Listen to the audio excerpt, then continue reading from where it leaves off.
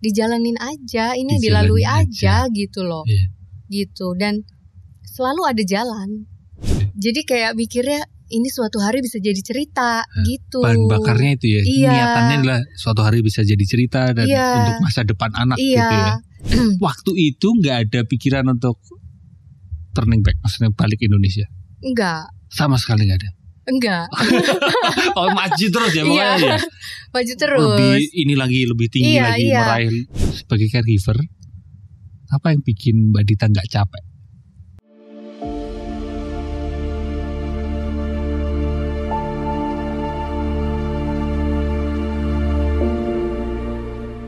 Jauh sih, sekarang dia berarti Gen Z ya dia? Gen Z.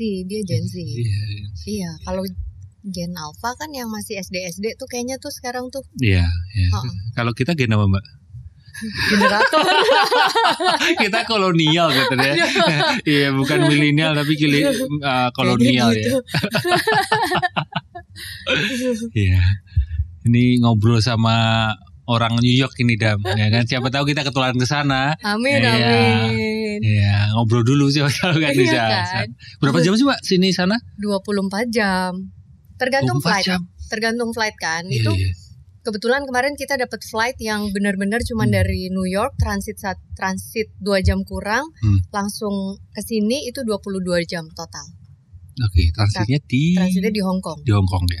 Tapi ada tuh kan yang transitnya agak panjang, 3 jam, 5 jam, itu total perjalanan bisa 24 jam. Terus ada yang bisa sampai kalau mau tiketnya lebih murah lagi, cari aja yang 32 jam. Oh, lebih lama lebih murah itu, ya. Ya. Coba kita cari yang 3 hari atau 4 hari seminggu ya. Sebelum ini ke Indonesia kapan Mbak? Udah 5 tahun lalu yang 5 tahun lalu ya. 2019 yang almarhum Pak Dwi Kun meninggal tuh. Itu 2019. Ya. Terus 2020 kan pandemi. Iya. Pandemik terus ya udah 2022 Papin sakit. Jadi baru kali ini akhirnya ada kesempatan untuk main ke Indo lagi. Ke Indonesia ya. Kalau Panji kan udah bolak-balik ya, dia setahun berapa kali dia ya. Iya. Belum lama ini juga kapan itu kesini juga sih ngobrol sama aku ya. Iya. Dan kali ini sama Mbak Dita, tetangganya. Kita akan ngobrolin tentang dunia seni ya. Terus kita akan ngobrolin tentang ketangguhan, ketabahan seorang caregiver ya. Dan mungkin nanti apa yang ingin disampaikan Mbak Dita bisa disampaikan ke teman-teman yang barangkali juga mengalami sebagai caregiver gitu. Tapi sebelumnya apa kabar Mbak pagi ini? Hari ini? Bukan pagi ya, ini udah siang ya. Siang loh ini. Tapi kalau di New York, langsung kita ngomong ya. Ini dini hari. Dini hari ya. Dini hari. 2 dini hari. Setengah 3 ya.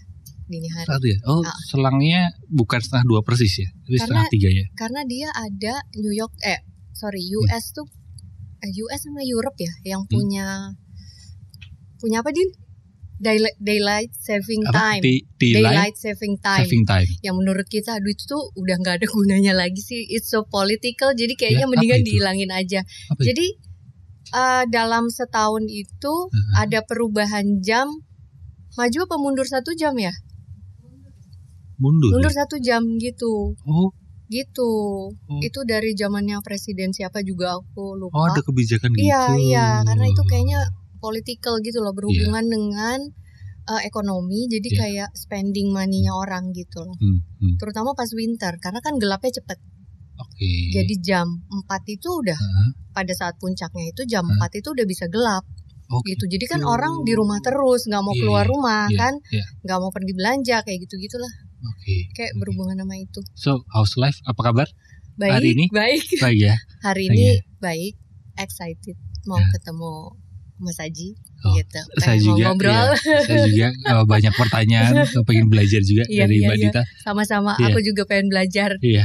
Tapi kedatangan kali ini di Indonesia, di Jakarta dalam rangka ini ya, event Iconic Creator Award. Iya, jadi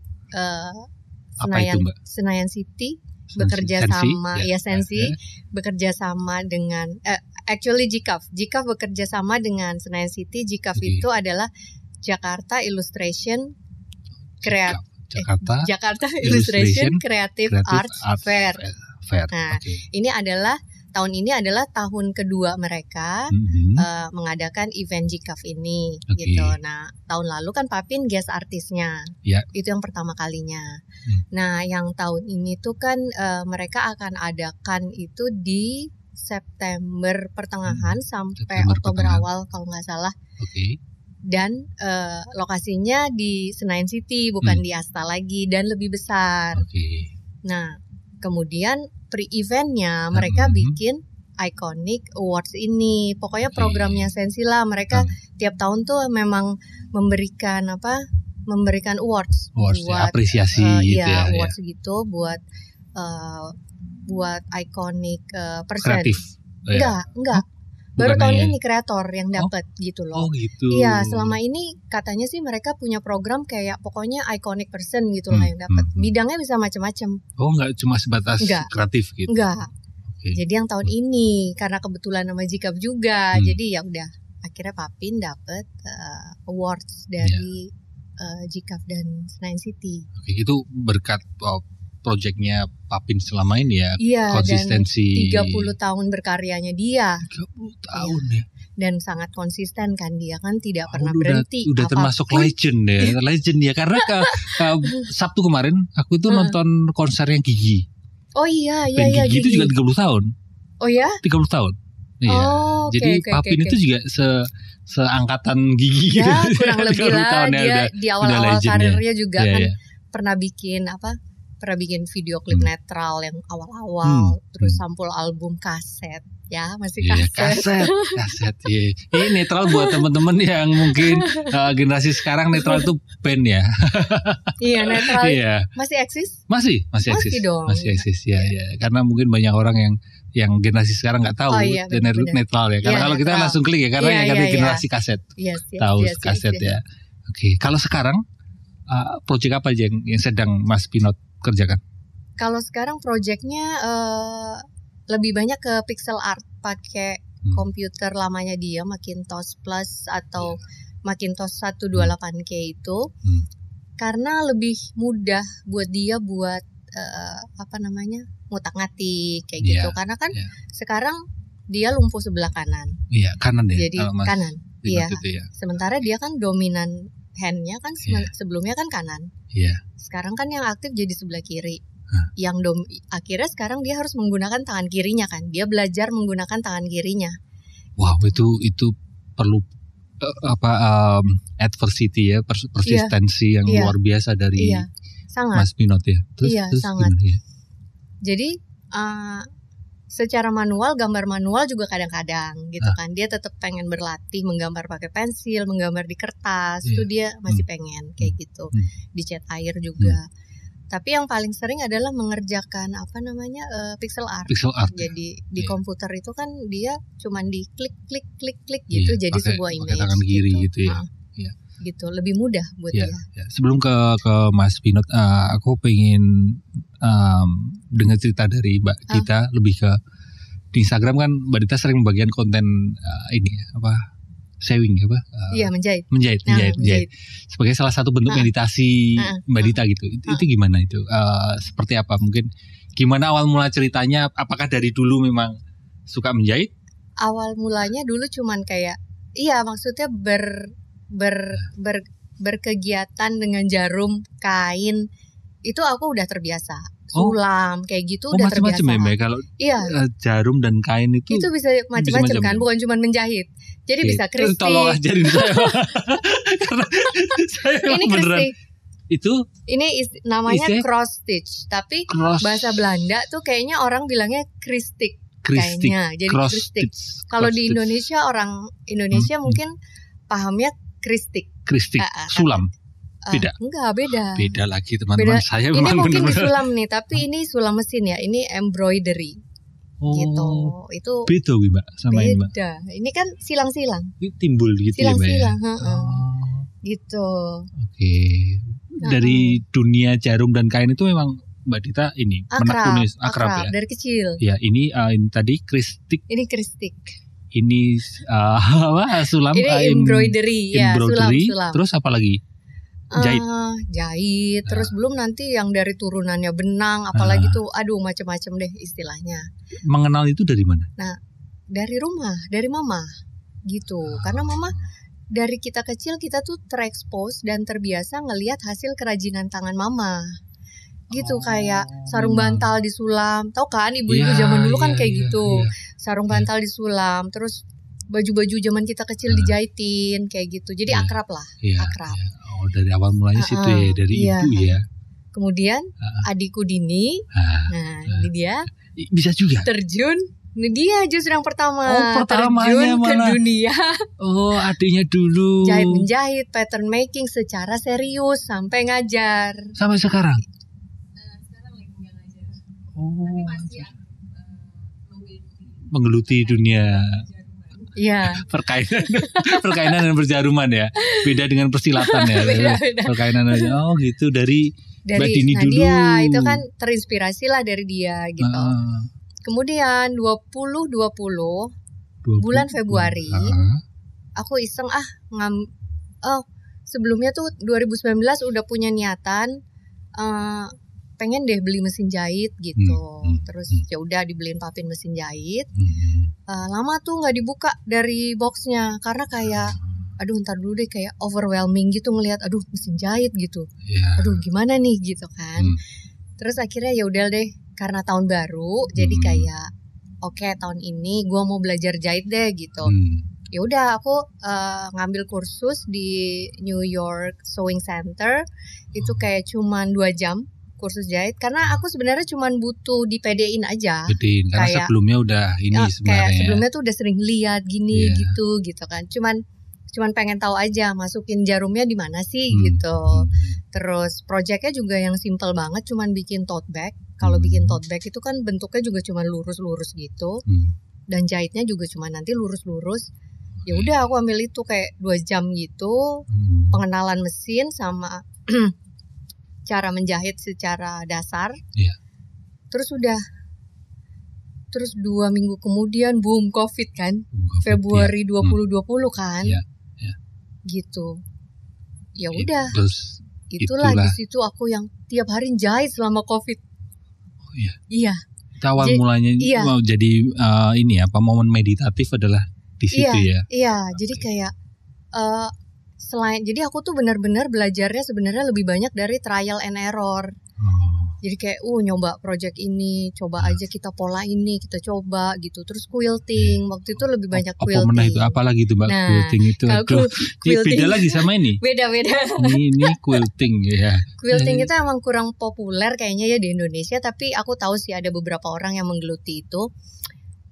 Jadi itu kayak apa ya? Kalau di Indonesia apa istilahnya? Mungkin Mbak Dini mau bantu gak tahu apa. Jadi menggabungkan kain-kain yang sudah dipotong kecil-kecil itu loh. Aku jadi ingat mamahku itu dulu kemul Mbak selimut. Iya itu. Nah, selimut itu gitu dari kain perca itu. Iya. Itu istilahnya seni quilting. Jadi kain-kain di potongan-potongan dan jahitan itu potongannya bukan cuma kotak sebenarnya, tapi bisa macam-macam, bisa panjang gitu kan. Itu dijadiin satu, dilapis kayak semacam busa. Iya. Dilapis lagi kain bawahnya, baru di quilt. Istilah quilt itu adalah dijahit di atasnya.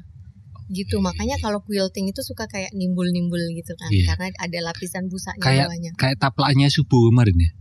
Ingat kemarin itu kan kayak, ada. Tapi dia kan nggak ada ininya, nggak ada busanya bawahnya. Ada busanya, kayak gitu dasarnya. Nah gitu. kalau yang ini Mbak pakai lingkaran itu ada nggak? Kan kain terus ada kayak lingkaran gitu diceklik yang gitu. Yang kayu itu sulam. Itu sulam ya. Sulam. Tapi itu sebenarnya cuma alat aja, tools aja untuk membantu memudahkan kita. Kayak ini juga digituin. Supaya kainnya tools aja ya. Biar kainnya ke stretch gitu. Mamaku sampai sekarang masih gitu umur hampir umur 80 masih gitu. Tapi kalau udah kelamaan tangannya sakit. Oh iya kan. Pegel kan. Iya pegel gitu. Karena kan begitu terus. Pertanyaan bodoh dari aku Mbak ini yang awam terkait dunia jarum dan kain dan benang. Kalau zaman sekarang itu masukin benang ke jarum itu masih mesti dikeker gitu. Ya itu bisa kalau matanya masih bagus ya gitu. Kalau enggak kan ada alatnya, buat masukinnya gitu. Tapi itu itu juga udah dari zaman dulu kok. Iya udah ada. Jadi kayak tinggal dimasukin misalnya nih jarum nih. Ini kan lubangnya jarum nih. Ini jarumnya ke bawah lah ya. Nah ada alatnya tuh dimasukin begini. Nih alatnya begini nih masuk. Nanti benangnya masuk di sini, tarik serat gitu.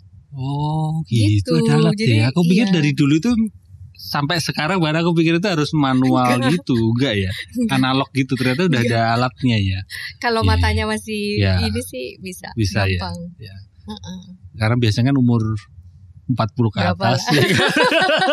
Itu udah perlu malah dijauhin gini ya. Dengan deket nggak kelihatan gitu. Tadi Mbak Dita bilang di tahun 2020 itu Mas Pinot stroke itu 2022 ya. 2 tahun lalu. Oke. Nah kalau sekarang Mas Pinot kabarnya gimana Mbak? Baik sehat-sehat. Ya. Gitu. Dia ya alhamdulillah dia sehat-sehat gitu dan itu yang kita jaga terus kan. Iya. Dan yang masih terapi bicara speech karena kan terganggu juga. Muscle bukan cuma muscle tubuh tapi juga muscle untuk menelan suara semuanya itu kan yang pokoknya ya yang terserang semua muscle di tubuhnya gitu. Gitu. Tapi harta karun yang di sini untung aman. Gitu. Jadi itu sekarang masih kan. Terus berkarya ya. Iya masih. Iya. Alhamdulillah. Tapi yang kanannya masih belum. Yang kanannya ya gitu. Jadi ya terapi gitulah. Masih fisioterapi kayak gitu. Iya. Semangatnya terus tapi. Semangatnya terus. Dia terus semangat dan itu. Terus terang sih itu yang juga menginspirasi aku juga untuk terus berjalan gitu. Jadi seperti yang sering dia bilang gitu, mari sama-sama menginspirasi tuh bener banget gitu. And pixel by pixel. Pixel by pixel. Itu kata yang ini banget, saya ngena banget di hati sampai sekarang itu. Aku baca di Twitter ya itu. Awal mulanya dari Mas Pinot dulu atau dari Mbak Dita ya pertama kali kayaknya dari netizen deh selalu kan kayak gitu ya. Karena menyimak cerita dari Mbak Dita gitu ya. Pixel by gitu. pixel. Wih bener juga ya kayak yang beneran pixel kan satu-satu ya. Satu-satu pixel tapi kemudian menjadi sebuah imaji yang indah yang komplit gitu loh. Jadi kayak filosofi itu tuh kena banget memang. Jadi waktu dia koma di rumah sakit itu aku bawa karyanya dia semua ke kamarnya dia dan kita boleh kan nempel semua memo untuk stimulasi memorinya dia. Kita tuh boleh nempel foto, boleh nempel apa aja gitu. Jadi aku tempelin tuh semua pixel artnya dia yang gede-gede gitu. Terus foto-foto keluarga, foto sama teman-teman, itu aku tempelin semua persis di depan tempat tidurnya dia gitu. Walaupun aku nggak tahu dia ngeh atau enggak ya. Tapi itu aku taruh di situ dan aku pengen orang yang datang ke kamar itu, terutama dokter, suster gitu, siapapun karena itu kan di kamar berdua ya. Oh berdua ada yang lain, ada pasien yang lain. Ada pasien yang lain. Setiap masuk itu mereka selalu tersenyum. Kemudian bertanya kalau ada kita di situ. Kita jadi bercerita. Buat aku itu akan memberikan energi baik buat Papin. Ya kan? Itu sebelum Papin sadar berarti? Itu masih setengah-setengah sadar. Tapi Mbak udah masang itu semua? Udah. Aku pasangin itu semuanya. Kenapa Mbak?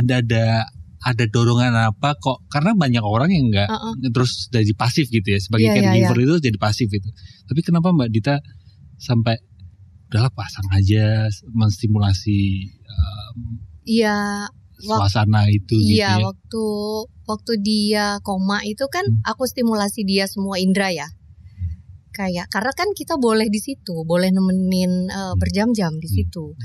Jadi kayak stimulasi indera penciuman, aku bawa kopinya dia buat aku setiap pagi aku ciumin bau kopi, aku gini-giniin gitu. Paling susternya senyum-senyum doang gitu.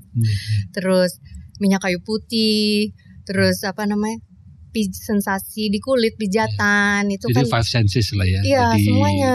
5 gitu. 5 indera itu ya. 5 indera itu pokoknya aku ini deh, termasuk pendengaran juga. Jadi aku minta semua orang yang kenal dia, semua teman-teman dia yang bisa aku reach out, aku minta mereka rekam suara mereka untuk bercerita gimana hubungan dia dengan Pinot gitu. Terus waktu mereka kalau punya cerita masa kecil juga lebih bagus lagi, karena kan aku nggak tahu kondisinya memori dia bakal balik atau enggak, gitu kan. Jadi ya udah aku stimulasi pakai itu. Jadi aku dengerin di kupingnya dia gitu, cerita-cerita masa kecilnya dia atau cerita masa kuliahnya dia, teman-teman yang bercerita gitu. Aku tuh nggak pengen orang itu memberikan kesedihan, berbagi kesedihan dengan kami. Aku nggak mau. Jadi waktu awal 2 hari setelah Papin koma itu kan ada doa bersama tuh teman-teman yang itu terbuka tuh waktu itu yang mengadakan sih teman-teman X dari RCTI kan. Tapi itu terbuka untuk umum dan semua boleh ikut gitu. Ada satu pesanku di situ yang aku bilang, please jangan sedih atas kejadian ini. Aku bilang gitu. Mari kita berbagi bahagia buat Pinot gitu. Karena aku tahu energi bahagia yang kalian berikan itu akan sampai ke dia. Gitu. Aku bilang gitu. Jadi please jangan nangis, jangan bersedih gitu. Terus aku juga menghindari orang-orang ngambil fotonya dia. Karena kalau dia ngambil fotonya, jadi orang yang kayak sedih terus jadi cenderung negatif gitu loh. Aku menghindari itu. Jadi ya gitu. Aku mau mereka berbahagia untuk Pinot. Itu ketabahan seorang caregiver yang luar biasa sekali itu. Ya, luar biasa sekali. Dari pengalaman Mbak Dita sebagai caregiver ya, apa satu pengalaman atau satu cerita yang paling berkesan buat Mbak Dita selama 2 tahun lah ya berarti ya? Iya. Aduh kayaknya terlalu banyak ya Mas. Aku juga bingung ya kalau ditanya yang berkesan. Kayaknya semua berkesan karena ini tuh sebuah perjalanan yang gak cuman misalnya bukan cuman berurusan dengan urusan kesehatan, tapi juga urusan spiritual, urusan administrasi negara. Itu tuh aku belajar banyak. Aku belajar banyak hal gitu loh. Dan aku bersyukur aku bisa menjalani ini dan belajar banyak hal. Atau mungkin lebih saya perdalam, apa challenge terbesar sebagai caregiver? Challenge terbesar kalau Papin lagi drop aja, lagi sedih gitu. Karena kan kita harus berusaha menguatkan dia. Iya kalau kondisi kita lagi ini juga, kalau lagi oke gitu loh. Tapi kalau kita juga lagi sama-sama sedih, ya udah. Ya itu sih yang agak-agak susah kalau buatku gitu. Dan termasuk lingkungan yang kadang mungkin juga nggak mendukung untuk. Kebetulan aku nggak tahu, mungkin karena kami tuh tinggalnya nggak di Indonesia mungkin ya, jadi nggak terlalu banyak orang yang campur tangan, gerecokin kayak gitu-gitu, nggak ada, malah yang sangat suportif kalau di sana gitu. Jadi kayak omongan orang begini tuh kalau di sana ya nggak terlalu nggak ada. Dan mungkin jadi aku bersyukur gitu. Dan mungkin kalau ada juga bodo amat gitu ya, termasuk di sana ya. Tapi mungkin ini saya mungkin agak kelewatan gitu atau lupa gitu. Sebagian banyak netizen yang sudah tahu cerita Mas Pinot ya kan, dan Mbak Dita gitu. Mungkin sebagian juga ada yang belum tahu gitu. Sehingga mungkin ringkas saja, dulu itu sebelum ke Amerika, Mas Pinot sama Mbak Dita itu dari Indonesia ke negara mana dulu? Kuwait. Pertama ke Kuwait. Iya. Tahun berapa itu? Negara apa tuh? Masih bingung. Itu Asia ya Mbak ya? Middle East. Oh luput salah saya. Kan Dubai, Qatar, Abu Dhabi, Kuwait. Bukan Vietnam ya. Itu negara terkaya di dunia. Mata uangnya itu paling tinggi di dunia. Iya. Kursnya ke rupiah. Tinggi sekali. Itu tahun berapa Itu Mbak? tahun 2007. 2007 bukan ini? Iya, 2007. Itu Neo 2007. belum ada. Enggak, Neo kan lahir di sana. Oh iya. Oleh-oleh dari Kuwait. Itu benar 2007. Mas Pinot udah kerja di dunia kreatif? Udah, jadi kan itu sebenarnya semacam bedol desa dari anak-anak RCTI ke stasiun TV Kuwait ini gitu. Dulu dari RCTI ya. Jadi kayak sekitar 10 orang kalau nggak salah itu kayak bedol desa ke stasiun TV Kuwait ini gitu. Ini teman-teman juga perlu tahu itu karena kan legend itu di dunia kreatif itu Mas Pinot itu namanya udah sangat terkenal gitu. Iya. Berapa tahun di Kuwait? 7 tahun. 7. Iya, pada saat itu tuh orang juga makin banyak yang kenal kita karena pada saat itu kan zamannya ngeblog ya. Ngeblog, blogger, blogspot, belum ada Instagram ya, belum ada Instagram. Udah 2009 kan Instagram. Iya, itu 2007, 2006 belum ya. Belum, jadi Twitter terlalu, juga baru nongol gitu kan. Jadi orang-orang tuh blog lah, tahu dari blog gitu. Kisah-kisah kita di di Middle East karena kan semua orang pasti bertanya-tanya dong, kok Kuwait sih gitu, kok bukan Dubai sih gitu kan. Karena ya gimana dikasihnya ke sana, dijalanin aja gitu kan. Karena kan itu doa kita minta gini, pokoknya kita minta pengen keluar dari Indonesia buat masa depan anak-anak supaya anak-anak terekspos pergaulan internasional. Udah, ya doanya dikabulin, ditempatinnya di Kuwait, ya dijalanin aja. Waktu itu kan belum ada info apa-apa ya, kayak googling tuh cuman ada, wah ini negara bekas jajahan Irak gitu, yang pokoknya yang beritanya tuh tentang perang-perang Irak gitu kan. Tapi yang kita berdua tuh yang kayak hayu aja gitu, yang stres Papin karena aku kan kompor banget ya anaknya. Aku yang hayu gitu kan, yang hayu aja. Jadi kayak mikirnya ini suatu hari bisa jadi cerita gitu. Bahan bakarnya itu ya. Niatannya adalah suatu hari bisa jadi cerita dan untuk masa depan anak gitu ya. Niatannya itu kan. Itu 2007. Terus 7 tahun di 7 tahun 2014 kan. Terus 2014 ke 2015 ke New York. New York. Iya. Berarti Indonesia, Kuwait, and then New York. Iya. Pindah kerja berarti, pindah kantor berarti. Pindah kantor karena waktu udah mulai 5 tahun di Kuwait itu kan yang Vine kan muncul tuh, aplikasi Vine kan. Dia kan besar di Vine tuh. Iya.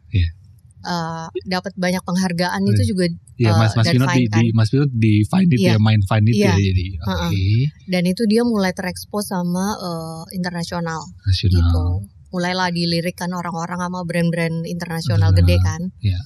Nah dari situlah mulai kebuka jalan. Terus ada agency di New York yang hire dia. Lalu 5 tahun itu kita udah kayak yang gini, aduh kayak bosen ya, kita pindah kemana lagi nih gitu. Kayak kita tuh udah menjajaki ke London karena dia udah bikin koneksi ke London dengan orang-orang di London, dengan Twitter London waktu itu. Tapi ternyata nggak bisa. Terus menjajaki juga Twitter San Francisco, tapi nggak bisa karena dia overqualified gitu, jadi nggak bisa diterima sama mereka. Overqualified? Iya. Luar biasa ya. Yang lainnya mungkin kalau saya itu ngelamar kerja nggak itu overqualified ya. Iya. Waktu itu nggak ada pikiran untuk turning back, maksudnya balik Indonesia? Enggak. Sama sekali nggak ada. Enggak. Oh, maju terus ya pokoknya ya. Maju terus. Lebih tinggi lagi meraih. Kayak 5 tahun tuh. Jadi pas 5 tahun itu di Kuwait, udah nih kita tuh udah istilahnya megang community kreatif Kuwait lah. Kita udah sering diundang, udah sering kerja bareng, terus karena jarang kan orang Indonesia yang di sana kan orang Indonesia terkenal sebagai pekerja domestik gitu. Nah orang Indonesia yang pekerja kreatif gitu sangat jarang, dan itu mereka suka bikin mereka terkejut-kejut gitu, kayak yang wah ada ya orang Indonesia kayak gini gitu. Akhirnya ya semacam mereka respect lah. Ya, dan itu terbukalah pintu ke New York itu ya karena itu karena kita udah bosen gitu, kayak aduh gimana ya, kayaknya kita perlu nambah pinter lagi nih. Capek nih kayaknya udah ada di satu titik, kayaknya nggak bisa nambah ilmu lagi nih gitu di sini nih, kita harus pindah gitu. Ya udah. Ada panggilan ke diniatkan. New York gitu. Oh diniatkan. Belum. Belum waktu konsisten itu. Berkarya aja ya. Pokoknya iya konsisten berkarya sama cari jalur terus nggak berhenti. Mana aja yang ini kita ambil gitu loh. Ya jemput bola gitulah ya. Gitu. Ya udah akhirnya kan dia di hire sama agency New York kerja. Jadi dia punya kerjaan di Alwatan. Tapi dia juga kerja ini kan SJ lah, side job gitulah, tapi remote work gitu kan. Masih di Kauai. Sama agency salah satu finer juga, kalau pernah dengar namanya Jerome Jar. Dia akhirnya bikin agency sama adiknya Gary V. AG kalau nggak salah namanya, AG Vaynerchuk gitu kan. Nah udah di hire itu jadi dia mulai ikut agency itu kerja masih dari Kuwait, masih kerja di Alwatan juga, remote kan. Terus suatu ketika aku gini, coba deh tanya sama mereka, boleh nggak kerja langsung di New York gitu kan, kompor seperti biasa kan. dan nanya kan gratis ya, kan nggak apa-apa tanya gitu aja, ya. gitu kan. Terus nanya dong dia, terus nggak pakai babi bu? Iya boleh. Kita bakal urus relokasi kamu ke sini, gitu. Langsung kan kaget juga ya. Kaget juga kan. Loh, ini langsung terus New York ke lagi. New York, iya. New York yang nggak kebayang sebelumnya, nggak ada di mimpi juga. Amerika tuh bukan mimpi kami, gitu. Kebayang kriminalitas. Iya, apalagi New York gitu kan memang terkenal itu ya kan. Kayak gitu. Terus ya udah lagi-lagi seperti kita ingat awal mula perjalanan kita ke Kuwait, ya udahlah bismillah aja. Flowing ini kayaknya emang dikasih kan. Flowing ya, ngalir aja. Ini kan emang yang kita minta gitu. Dikasih lagi. Dikasih ke New York gitu. Itu tahun 2015 berangkatnya. Iya. Tapi prosesnya kan udah dari 2013 bikin visa segala macam kayak gitu. Fast forward berarti terus berada di New York. Sama Gary V berarti Mas sama Pinot Gary V kan akhirnya masuk company-nya Gary V. Agensinya itu bubar kan, dibubarin. Akhirnya dia bikin digabung, dimasukin ke company-nya dia sih, VaynerMedia itu ya. Dan tahun 2022 Mas Pinot 2021 dipindahin lagi ke company-nya Gary yang lain yang VeeFriends. Waktu itu kan lagi Gary V banyak ya perusahaannya. Banyak banget. Banget. Jelas kalau sebesar. Ini kan awalnya dari NFT itu kan, kalau VeeFriends kan. Gitu. Jadi dia masuk VeeFriends. Terakhir tuh. Sebelum stroke itu dia stroke juga pulang dari VeeFriends VCon. Ada acara, ada event gitu. Sebelumnya Mas Pinot itu udah ada tekanan darah tinggi atau sakit apa ya? Tekanan darah tinggi ada. Udah itu aja. Gitu. Jadi, sebelumnya dia COVID. Persis sebulan sebelumnya. Gitu. Ya. Temanku udah bilang pokoknya perlu habis COVID nih lu cek. Ya, gitu karena biasanya menurut dia katanya ada pengentalan darah atau apa gitu ya. Iya. Gitu dia bilang. Belum sempet cek. Iya. Dan itu stroke. Jadi ini buat teman-teman yang mungkin sebagai banyak yang sudah tahu, tapi sebagian netizen kan mungkin nggak tahu gitu ceritanya. Dan kembali sebagai caregiver tadi, Mbak. Yang paling menantang masih Mbak sebagai caregiver? Yang paling menantang ya kalau aku kan sebenarnya tipikal anaknya ya udahlah jalanin aja gitu kan, lebih kayak gitu. Jadi kalau ada halangan, hambatan itu selalu aku ya udah jalanin aja seberat apapun. Sejadi keset apapun gitu loh, aku tuh selalu kayak gitu. Jadi kalau yang aku bingung juga sih kalau ditanya hal yang menantang atau berat, karena ya yang aku hadapi ini terus terang ya berat gitu loh. Tapi kayak ada jadi kayak nggak pengen mikir yang berat-beratnya, kayak nggak berusaha mikirin itu berat. Gitu. Jadi dijalanin aja. Jadi kan ini tuh kayak yang bertubi-tubi gitu loh. Misalnya dia sakit, masuk rumah sakit. Nanti aku harus ngurusin lagi urusan rumah sakit. Habis dari rumah sakit, aku ngurusin lagi urusan asuransi. Terus ngurusin lagi urusan benefit.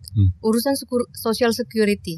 Jadi kayak yang bertubi-tubi gitu kan. Jadi kayak yang ya udah ini harus dijalanin aja, karena kalau kita ngelihat lagi ke belakang, ya emang polanya harus begitu, harus dijalanin aja, ini dilalui aja gitu loh, gitu. Dan selalu ada jalan, selalu ada bantuan, dan ya aku selalu percaya itu, selalu ada jalan. Jadi kayak ya udah Bismillah aja, gitu. Aku jalani.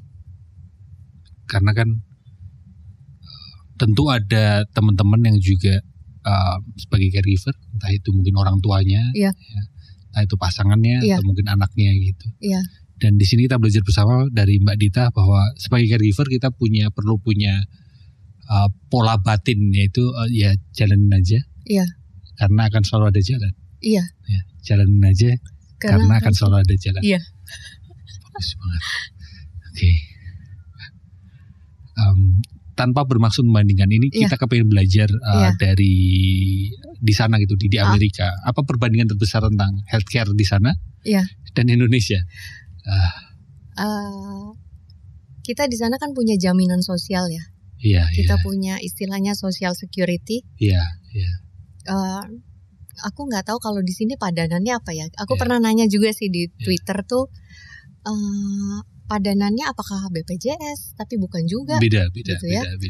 Gitu. Jadi asuransi ya udah pasti. Karena kita di sana harus punya asuransi.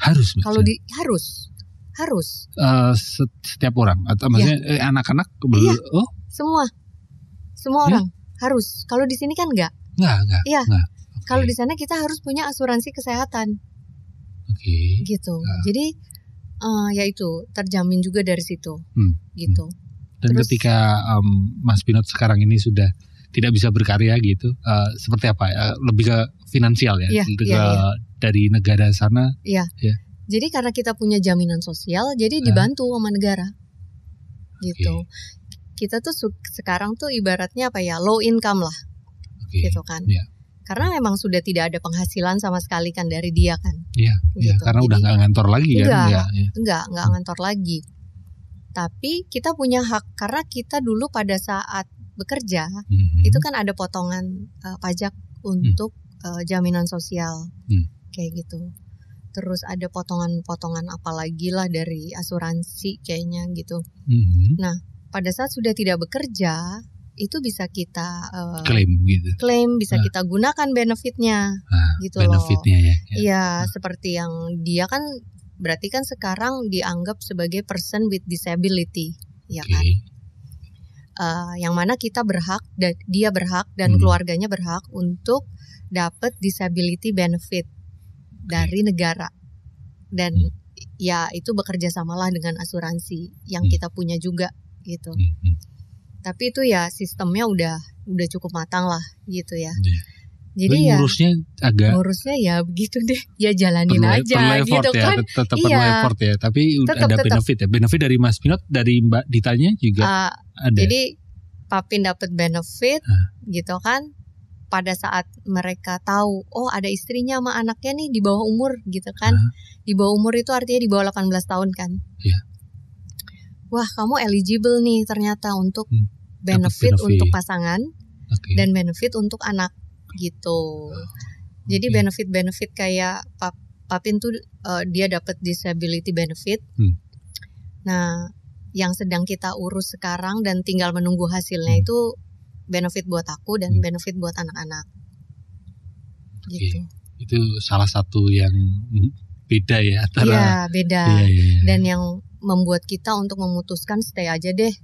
Di sana ya, karena kan ada netizen yang bilang kenapa nggak balik ke Indonesia gitu ya. Teman-teman netizen yang terlalu ngatur hidup orang. Saya suarakan di sini Mbak. Ya kan. Tentu ya kan Mbak Dita sama kan. Tentu kan Papi sama Mbak Dita udah tahu maksudnya sebaiknya gimana gitu. Dan ya lebih ini di sana juga lebih akrab kan, maksudnya lebih sudah lama tinggal di sana gitu istilahnya, udah tahu dan polanya kayak, seperti apa gitu kayak kan. Udah tahu lah, ya tahu dikit-dikit life hacknya gimana gitu. Ibaratnya kita pulang ke sini kan kayak belajar baru lagi, gimana ngurus ini, gimana ngurus itu, gitu loh. Kalau di sana kan udah tahu.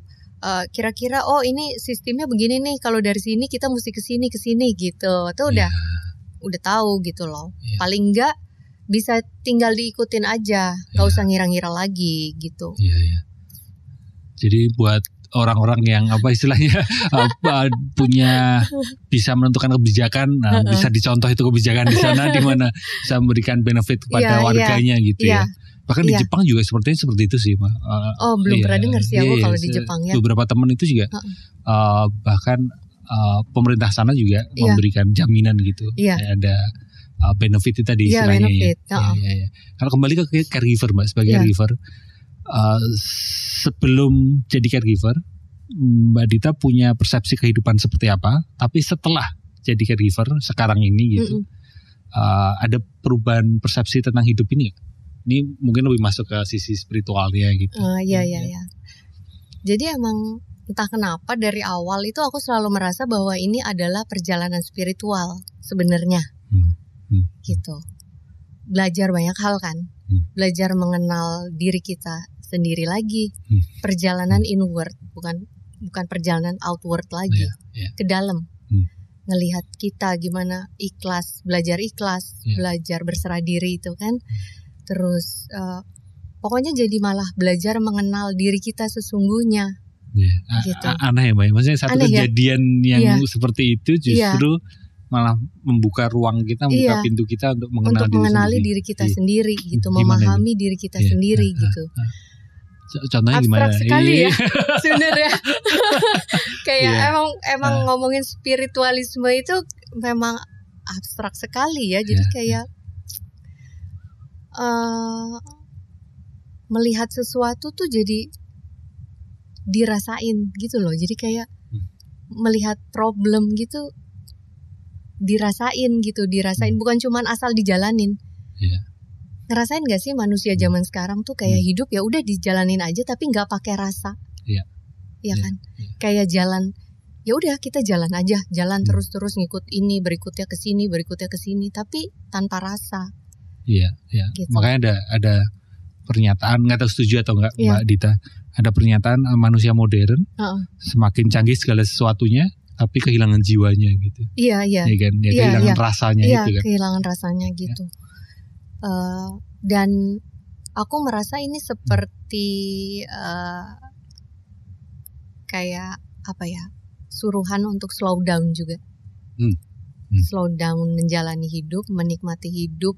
Mungkin kita selama ini udah terlalu ya udah jalan terus gitu kan. Habis ini apa kayak gitu. Walaupun yang kita lakukan kita sukai gitu kan, kita senangi, tapi nggak pernah berhenti kan, nggak pernah berhenti, terus mencari gitu. Apalagi waktu zaman-zamannya kita baru dapet visa Amerika itu kita masuk lewat visa O. Visa O itu adalah visa untuk extraordinary skill. Jadi semacam seniman, musisi, saintis itu bisa masuk lewat visa O ini, gitu. Salah satu kualifikasi visa O adalah setiap tahun kita harus menunjukkan achievement, gitu. Kalau enggak ya visanya nggak diperpanjang. Oh, ada syaratnya seperti itu. Harus tiap tahun ada achievement dengan bukti-bukti liputan media segala macam gitu. Jadi itu harus disertakan pada saat perpanjangan visa. Ya itu 3 tahun itu kan emang kita kayak bergerak terus gitu, karena harus achieve something gitu. Jadi kayak yang nggak pernah sekarang slowing down. Gitu. Terus aku juga selalu bilang sama Papin ini kayak kita emang disuruh slow down. Emang saatnya untuk slow down dulu nih. Gitu, kita slow down aja, kita ikuti aja alurnya nih, gitu, mengalir kemana. Jadi ada 2 hal ya yang saya pelajari dari Mbak Dita terkait insight atau pelajaran hidup sebagai caregiver. Pertama, sekarang ini lebih bisa melihat segala sesuatunya dengan rasa gitu ya. Melihat satu permasalahan atau mungkin jalani aja itu pun juga dengan rasa. Dengan gitu, rasa, dirasain. Gitu. Iya sih, bukan manusia. Sekedar dijalani. Kadang kan udah kayak robot sekarang kita. Nah, kita termasuk saya juga kadang sibuk di pikiran, tapi lupa di perasaan gitu kan. Lalu yang kedua adalah tentang slowing down gitu ya. Slowing down. Bukan berhenti tapi slowing down ya. Makanya sekarang juga Mas Pinot saya lihat juga masih gigih untuk berkarya masih terakses, terhubung dengan, mungkin di dalamnya itu ada sisi kreatif yang nggak bisa padam gitu. Gimana Mbak? Sekarang ini terlepas dari kondisinya Mas Pinot ya. Setiap harinya Mas Pinot masih itu Tainio tuh. Oh dia tidur. Tainio tuh kayak ya MacBook gitu. Atau kalau kita pindahin pindahin dari tempat tidur ke komputernya dia, workstationnya dia. Workstationnya, sebenarnya dapur itu sih. Dapur ya sekarang diubah jadi. Jadi kan dia nggak bisa tidur di lantai atas dong, nggak mungkin kan. Jadi ya udah living room kita jadikan kamar dia. Dulunya living room kan. Workstationnya kita di basement. Oh ada basement. Iya di basement. Kalau basement itu kayak, kalau aku kan ngeliatnya cuma di film-film Mbak. Maksudnya rumah-rumah di luar negeri itu basementnya itu ya sekeren itu Mbak. Tergantung orangnya kan rumahnya basementnya di polis atau enggak ya gitu. Karena ada basement terus buat workstation itu, buat studio itu asik ya. Emang gitu. Itu alasan kita waktu itu nyari rumah agak ke pinggiran setelah pandemik. Karena waktu pandemik kita tinggal di apartemen. Gitu kayak yang waduh aku sibuk, Papin sibuk, anak-anak punya project juga yang kayak penuh banget sih gitu kan. Ya udah pindah ke rumah yang ada basementnya. Puas deh dia tuh, segala komputer lamanya dia dipajang di situ, mesin jahitku di situ gitu kan. Kerja di situ. Kan enggak mungkin dia turun ke bawah kan. Jadi ya udah. Jadi dapur, ruang makannya, meja makannya kita ubah jadi meja kerjanya dia. Angkutin deh tuh semua komputernya ke atas ke meja makan itu. Jadi sekarang kita nggak punya meja makannya ya, meja kerjanya dia di situ.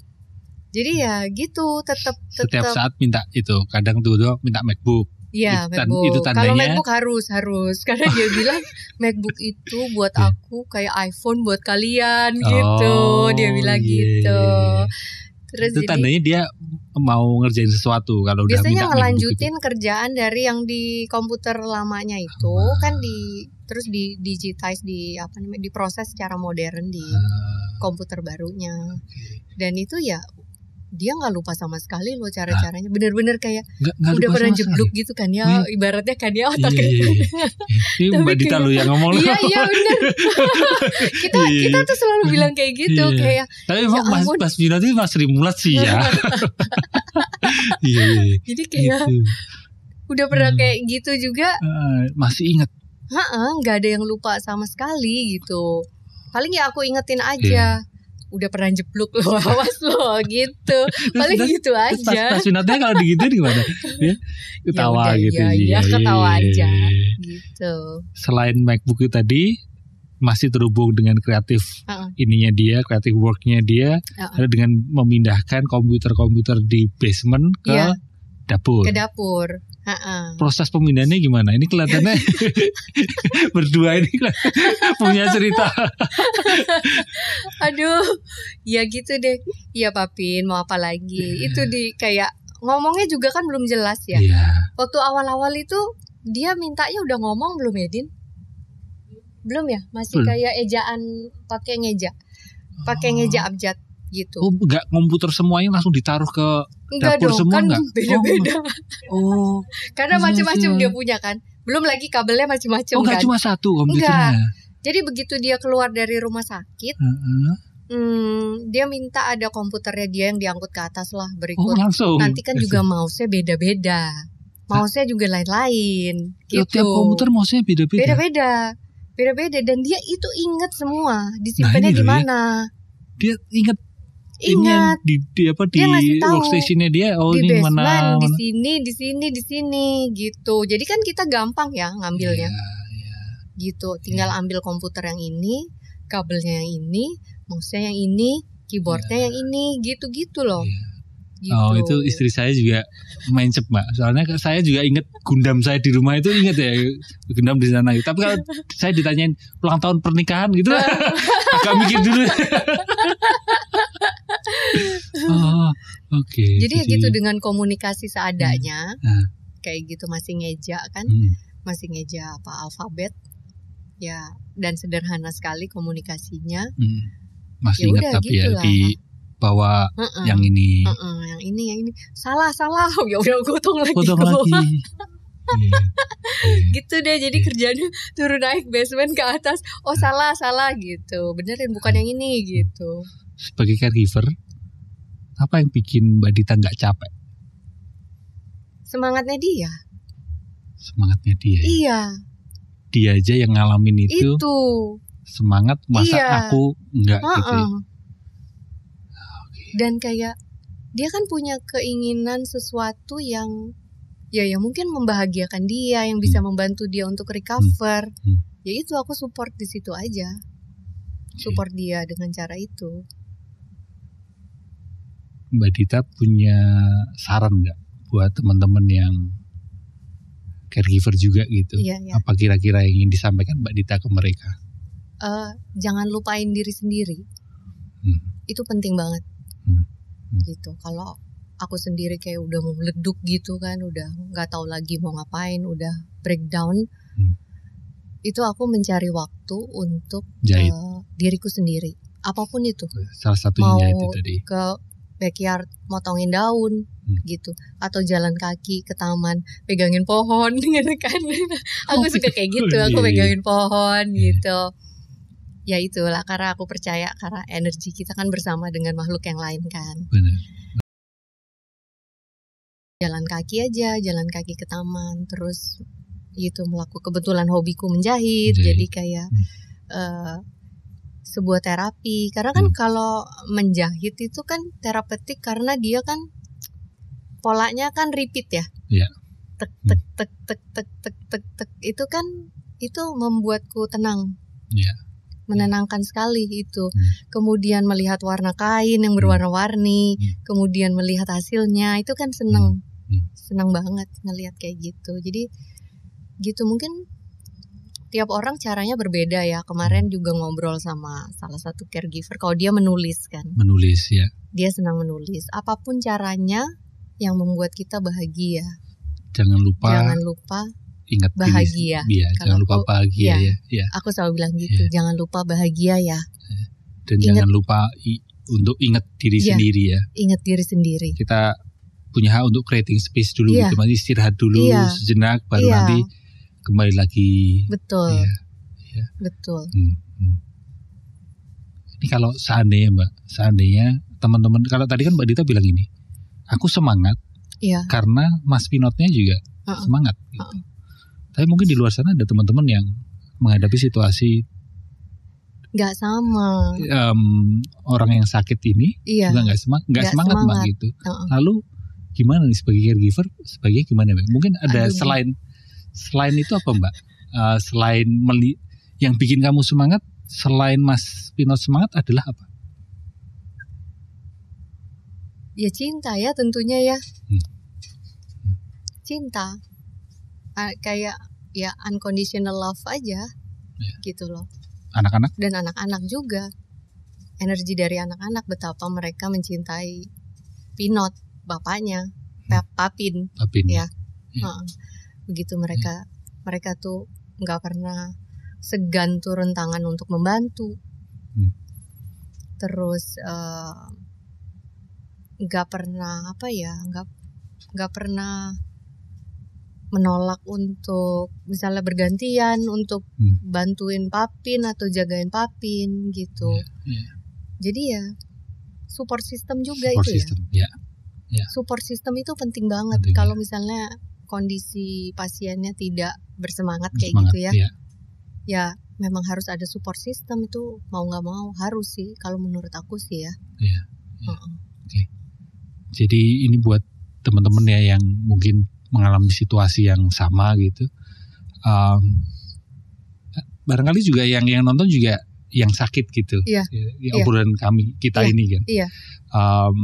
Tetaplah semangat gitu. Karena semangatmu itu juga menentukan caregivernya jadi semangat juga gitu. Dan poin selanjutnya adalah lingkungan ya. Support system itu juga ngaruh banget. Belajar memahami seorang caregiver, bahwa menjadi seorang caregiver itu nggak mudah. Perlu dukungan, perlu support gitu. Perlu. Dari lingkungan sekitarnya gitu ya. Dan senang banget kalau ditanyain kabar. Ya kan. Kadang-kadang orang tuh ditanyain, kabar Papin gimana? Kabar yang ditanyain tuh Papin terus. Tuh kayak kalau ada orang nanyain aku, Mamin apa kabarnya, itu seneng banget. Apa kabar Mbak? Baik. Seneng banget kalau ditanyain kabar kayak gitu. Aku baik-baik aja. Makanya di awal tadi sebelum kita ngobrol, aku juga nanya dulu apa kabar. Iya, itu yang sering aku lupa. Di X juga aku suka cerita, please coba ditanyain kalau ada caregiver, tanyain kabar caregivernya juga gitu. Iya. Banyak perhatiannya justru ke yang sakit dan melupakan caregivernya. Padahal caregivernya juga menjadi pihak yang penting gitu ya. Terima kasih Mbak Dita. Terima kasih. Mungkin terakhir ada yang ingin disampaikan ke teman-teman terkait apapun, mungkin terkait karya juga, boleh silakan kalau ada yang mau disampaikan. Terdekat apa? Ada proyek apa atau apa? Bukunya Papin. Ada buku. Papin akan launching buku kan nanti 14 September di New York. Kebetulan di New York. Nah kemarin pas acara di Cikap gitu, kita bawa previewnya bukunya. Jadi buku ini sebenarnya tuh didistribusiinnya tuh selama dari si publishing ini. Publishingnya luar ya? Di London. Iya, Idea London. Gitu. Mereka emang spesialisasinya bukunya itu entertainment, design, art. Nah mereka selama ini sih distribusinya kayak New York, LA, London, Belgium, Jepang. Indonesia belum pernah nih. Kita bilang, wah nggak bisa nih, Indonesia Papin dia besar di Indonesia juga gitu, ini harus masuk. Jadi kita sekarang lagi mencari cara, gimana caranya bisa bawa buku ini ke Indonesia. Berikut merchandise-nya. Oh itu merchandise-nya? Iya, Idea Peanut. Oh Idea Peanut itunya. Iya, jadi ada topi, ada kaos, ada tote bag. Kaosnya juga itu gambar. Ada kaosnya yang ini, tapi ada bukan beberapa yang aku desain. punya itu. Bukan, beda. Sama yang kemarin aku pakai yang berwarna hitam Steve Jobs. Steve Jobs itu juga salah satu artworknya dia yang ada di dalam buku itu. Gitu, buku ini pokoknya berisi 200 karyanya dia. 200 halaman lah kurang lebih. Isinya 200 karyanya dia. Kalau merchandise-nya juga belum tentu bisa kan kalau di Indonesia lagi diusahakan dibawa juga karena produksinya nggak di Indonesia, semuanya di sana. Jadi mari kita doain bersama-sama supaya bisa sampai sini produknya ya. Iya. Kami sedang mengusahakan itu. Itu kan bukunya Mas Pinot. Lalu kapan Mbak Dita bikin buku? Karena saya sebagian teman saya nitip pertanyaan di podcast ini, coba tanyain Mbak Dita, yuk bikin buku gitu. Gak bisa, kayaknya capek deh. Kayak gini-gini. Jadi tapi ceritamu sebagai caregiver itu kan sangat bermanfaat Mbak buat teman-teman yang lain. Iya, tapi itu gini, perjalanan ini membuat aku jadi berusaha membuat hidup ini jadi lebih simpel sebenarnya. Nah, itu satu poin. Makan juga jadi simpel gitu, termasuk simpel, nggak mau neko-neko gitu loh Mas. Beda dari yang dulu gitu. Mungkin kalau dulu mungkin kayak sekarang masih ada keinginan, gue mudik nih, mau makan ini, mau makan itu, atau mau ngapain gitu. Sekarang tuh kayak udah slow aja gitu. Makan juga makan seadanya gitu. Malah kayaknya semakin repot isi pikiran, makanan semakin mutih kayaknya. Kayaknya gitu deh. Jadi kayak makan ya udah yang rasanya tuh sederhana, yang tidak sulit dicerna sama otak gitu. Jadi kayak maunya semuanya jadi ya udah simple aja. Semua jadi simple. Mungkin itu juga pelajaran satu pelajaran hidup yang mendalam itu Mbak ya. Iya, make jadi it simple, lebih sederhana semuanya aja. simple aja, minimalis. Iya. Jadi kayak gitu. Jadi Jadi belum tahu kapan berarti ya nulis buku. Nulis buku itu kan butuh gitulah, tahu kan lah prosesnya lah. Benar. Ketemu ini kalau editor misalnya pakai ketemu editor, meeting sama editor, kayaknya itu aku belum sanggup kayak gitu. Gitu. Kecuali ketemu orang yang emang klik satu frekuensi terus dia bisa nulisin gitu. Ngebantuin aku bercerita, dia menuliskan itu dan ya gaya bahasanya cocok mungkin gitu. Tapi kan gak mudah ya. Menemukan itu gitu. Yang penting ini untuk mengakhiri podcast ini kembali ke apa yang kita ingat bersama-sama di awal, Pixel by Pixel. Iya. Thank you Mbak Dita. Terima kasih banyak juga. Terima kasih. Dan seperti biasanya ada surat anonim dari temen ngobrol Pulinan Selaras sebelumnya. Memang di akhir Pulinan Selaras biasanya ada surat silahkan diambil, dibacakan. Waduh. Iya.